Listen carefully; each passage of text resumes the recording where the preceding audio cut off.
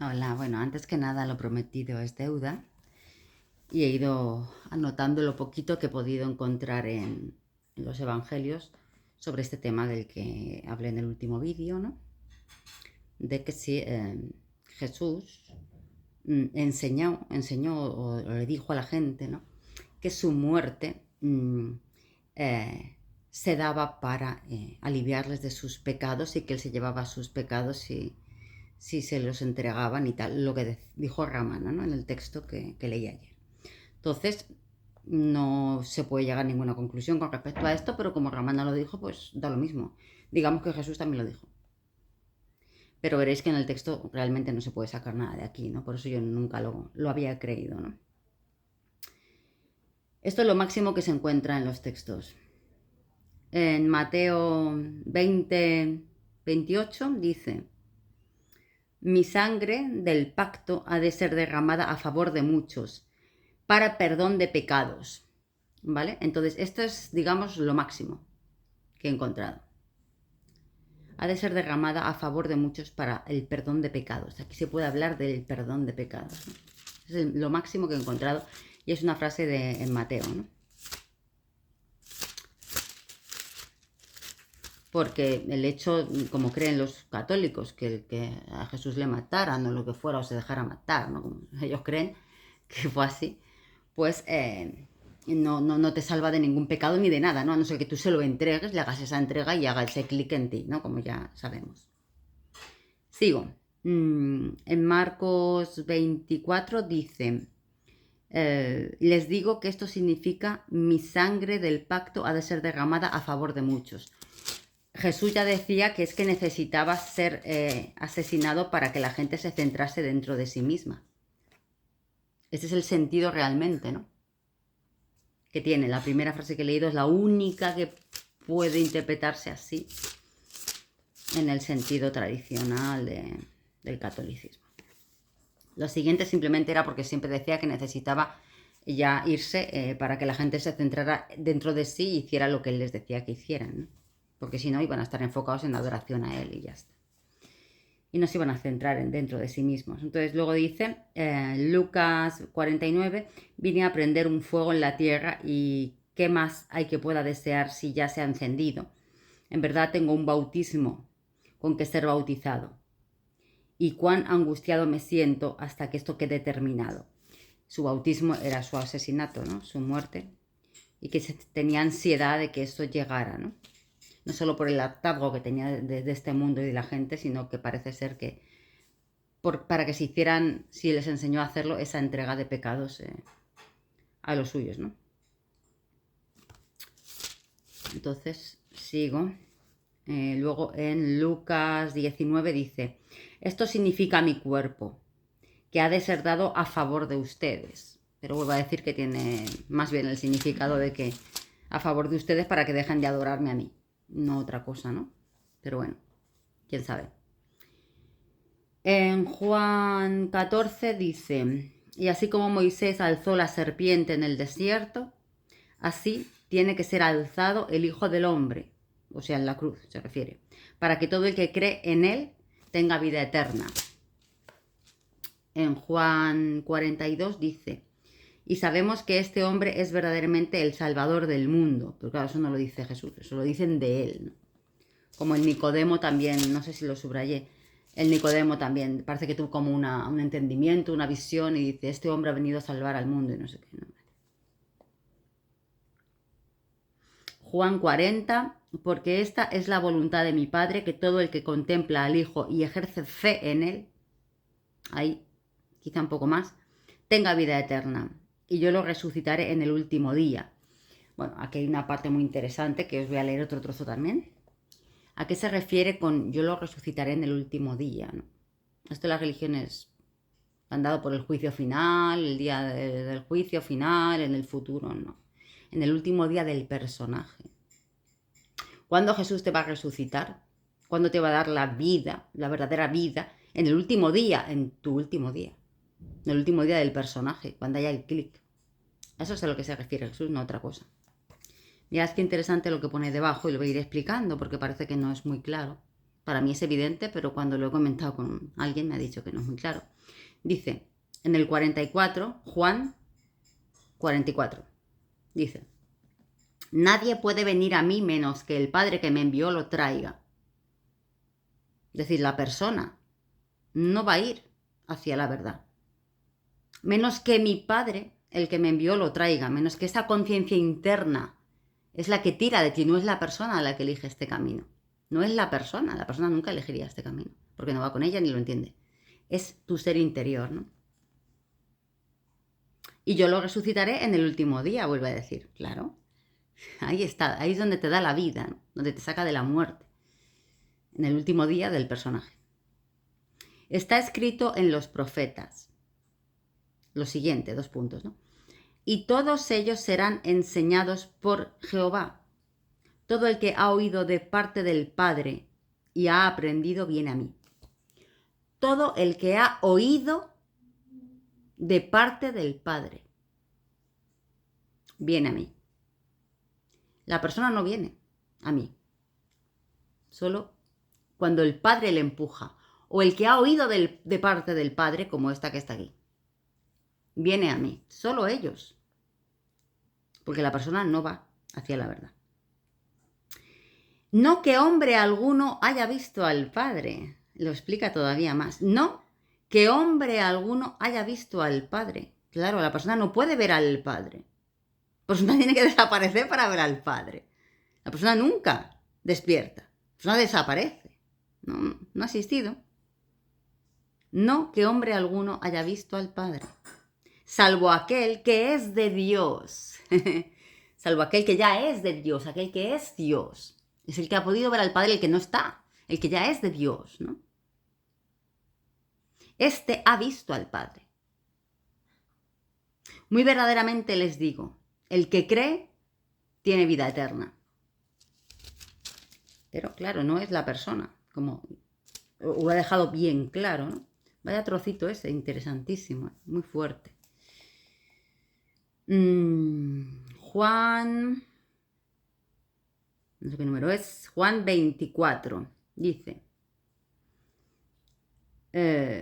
si creen que yo soy, morirán en sus pecados. No entiendo nada, esperen. Por eso les dije, morirán en sus pecados, porque si no creen, porque si no creen que yo soy, morirán en sus pecados.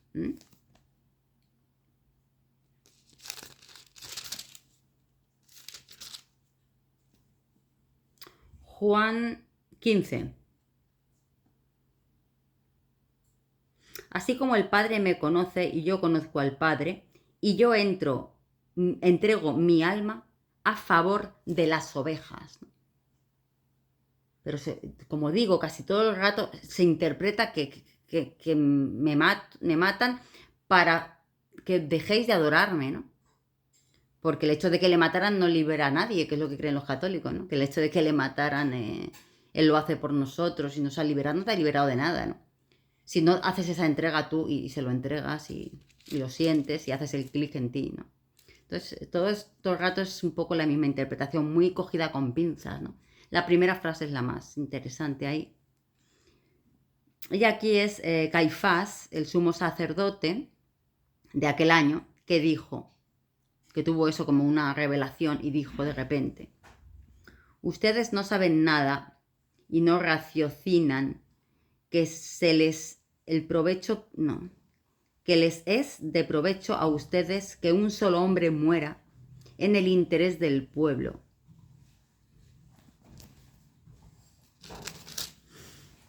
¿Y qué más he visto por aquí? Muy verdaderamente les digo, a menos que el grano de trigo caiga en la tierra y muera, pero si no muere, pues entonces lleva mucho fruto. Bueno, eso está como, yo creo que está mal escrito. Esa Biblia es súper afinada y a lo mejor si el texto original no era correcto, lo dejaron tal cual, sin corrección. Entonces lo marqué por eso. Pues no encontré nada más, no hay ninguna otra marca. Eso es todo lo que hay en la Biblia sobre este tema. Y me he acordado de que no os había contado una cosa que me pasó una vez. Estaba haciendo la bichara en meditación y tuve una visión. Yo nunca había tenido una visión, ni después la he tenido, ¿eh? Solo he tenido esa. Bueno, no, después tuve otra, perdón, sí. Pero la que importó más fue esta. Estaba haciendo la bichara y de repente, ¡bum! Se me presentó Jesús. Tan real como esto, no más real que esto, todo es más real que esto, ya os lo he dicho muchas veces, yo he tenido experiencias de todo tipo y condición y todas ellas, incluso dentro de la malla, son más real que esto. Hasta la cuarta, viajes astrales, todo es más real que esto, señores. Entonces, aquella visión también fue más real que esto. Entonces se me presentó Jesús, pero no delante mía, sino que yo era Jesús.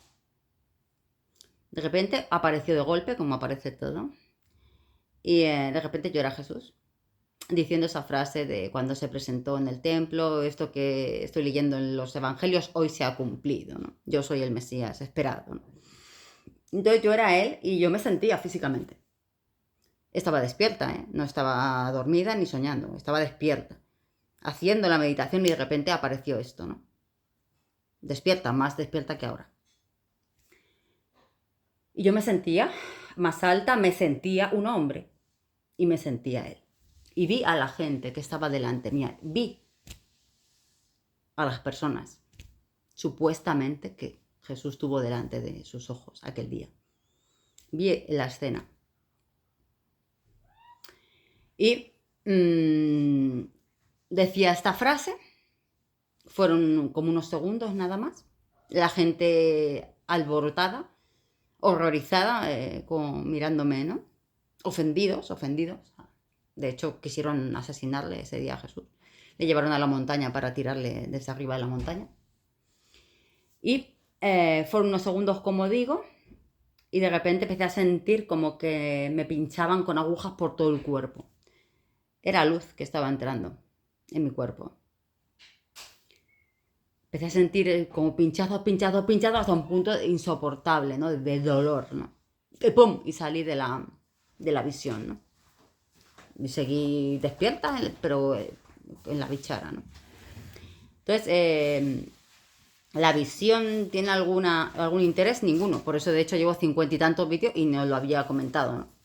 No tiene ningún interés una visión. Pero sí que es bueno porque si tienes visiones, sabes que estás haciendo bien la bichara. Es lo único para lo que sirven realmente, ¿no? Para saber que estás haciendo la bichara correctamente, porque Nisargadatta lo explicó. Que cuando empezó a hacer la bichara él tenía muchas visiones de los dioses y que hablaba con los dioses y tal, ¿no? Entonces, bueno, a mí se me presentó eso porque es lo que está en mi inconsciente o lo que sea, ¿no? Pero como lo cierto es que Jesús ha sido tú, porque todos los personajes has sido tú, pues simplemente es como si de repente se avivara un recuerdo, ¿no? De mí, de cuando yo fui Jesús. Y lo vi, y vi a la gente, y vi sus caras y sus reacciones y todo esto, ¿no? Entonces, bueno, no le había contado y de repente pues me he acordado de contar esto, ¿no? Otra cosa que no sé si lo he mencionado alguna vez, que lo apunté, digo, creo que esto tampoco lo he contado, es el tema de que andan por ahí la espiritualidad hablando de Maitreya. Algunos dicen que están esperando la llegada del gran maestro Maitreya, otros dicen que Maitreya va a ser Satanás, el que se hará pasar por el hombre que va a arreglar todos los problemas del mundo, ¿no? El que se hace el líder al final de los tiempos y que es Satanás en persona y que tal, ¿no? Y que se va a llamar Maitreya y no sé qué, ¿no? Bien. No sabremos si eso ocurrirá así, si se utilizará eso, porque se utilizan las cosas, ¿no? Que tienen ya un peso en la psique colectiva, pues se utilizan nombres y vibraciones y demás que hay un peso en la psique colectiva, como aquel maldito utilizó el nombre de Yahvé, ¿no? Yahvé, el asesino del Antiguo Testamento, el creador de la Matrix o uno de los jefecillos de la Matrix esta, ¿no? Él tomó el nombre de Yahvé, cuando Yahvé ya os digo que significa yo soy, ¿no? Y en ese sentido lo utilizaba Jesús, que adora a yo soy con toda tu alma y con toda tu mente y con todas tus fuerzas, ¿no? Pero Yahvé tomó ese poder, esa vibración del nombre y demás, ¿no? El monstruito de ese asesino, ¿no? Entonces, lo de Maitreya, pues a lo mejor resulta que es lo mismo, que lo utilizan ese nombre y tal. Pero Maitreya, ¿de dónde viene? ¿Cuál es el origen de la palabra Maitreya, no? Pues el origen está en Buda. Buda que dijo, en el futuro, dentro de 2000 años, o no sé qué dijo, o en el futuro, volveré y me llamaréis Maitreya. Pero Maitreya no es ningún nombre, Maitreya significa amigo. Lo que Buda dijo es, dentro de 2000 años volveré y me llamarás amigo. Es decir, ya no me adorarás ni me tomarás por maestro, sino que seré tu amigo, tu vecino, un cualquiera, como me veis aquí, o cualquiera que, o que esté verdaderamente iluminado. No sé si Yolande Durán lo está o el que esté. Ahora mismo ya no le tienes en un templo y le estás adorando, ¿no? Ni le haces incienso, ¿no? Es tu amigo, es tu colega, es cualquiera, ¿no? Eso es lo que quería decir Buda con esa frase. Dentro de 2000 años volveré y me llamarás Maitreya, me llamaréis amigo, vecino, lo que sea, ¿no? Seré uno más y no tendrá esta trascendencia, ¿no? Es decir, se entenderá más profundamente. Se entenderá con mayor claridad, ¿no? Con un mayor entendimiento. Porque la adoración a ellos es totalmente no enterarte de nada, ¿no? Y siempre lo intentaban evitar, ellos lo intentaron evitar siempre, ¿no? Todos los maestros que han sido maestros han intentado evitar esa tontería, ¿no? Porque eso es lo que te saca, eso es lo que no te deja ver que eres tú, que no se trata de él, que eres tú. De ahí que la mouna, que es ese mirar al maestro en silencio a sus ojos, ¿no? Es el acto más elevado que se puede realizar en esta vida. Porque lo que te está haciendo es reconocerte ahí, reconocerte a ti mismo, en la mirada del maestro, ¿no? Y de ahí que Jesús se hiciera llamar el Hijo del Hombre y todo eso, ¿no? Es decir, quitarle chicha al asunto, ¿no? Quitarle chicha porque si no, no lo vas a asumir nunca que eres tú, ¿no? Si le estás dando una trascendencia que no tiene, ¿no? Entonces no hay que darle mucha trascendencia al asunto. Bueno, pues voy a empezar a leer un poquito de lo del Evangelio de Tomás, pero como este vídeo ya llevo 17 minutos, pues lo dejo aquí y hago otro. Hasta ahora.